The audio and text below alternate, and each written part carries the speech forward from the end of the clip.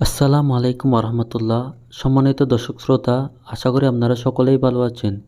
কিছুদিন যাবৎ ভাবতেছি আমাদের বাড়ির সামনে যে খালি জায়গাটি রয়েছে সেখানে কিছু একটা পালন করব।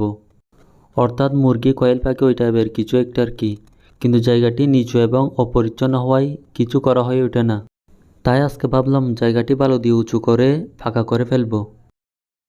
যেই কথা সেই কাজ, সাথে সাথে বালুর গাড়িকে কল করে বালু নিয়ে আসলাম।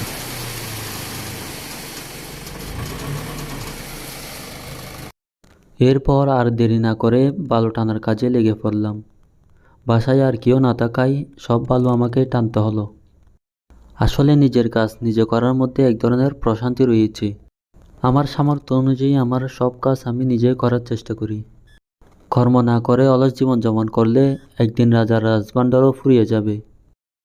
আমাদের এই জায়গাটি উঁচু করতে 2 ট্রাকের মতো বালু লেগেছে। ভরাটের কাজ শেষ হওয়ার পর একদিন রাতে ভাই-ব্রাদার সবাই মিলে ঢালাইয়ের কাজে লেগে পড়লাম। কথাই আছে না, সবাই মিলে করি কাজ, হারে জিতি নাহি রাজ। সবাই মিলে রাতের মধ্যেই পুরোটা ঢালাই দিয়ে দিলাম। এখানে আমরা কেউ মিস্ত্রি না, তবুও চেষ্টা করছি ঢালাইটা যেন সুন্দর হয়।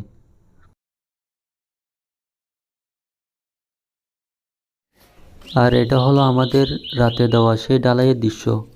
আমরা কেউ মিস্ত্রি না হলেও আমাদের ফিনিশিংটা কিন্তু মাশাআল্লাহ অনেক সুন্দর হয়েছে।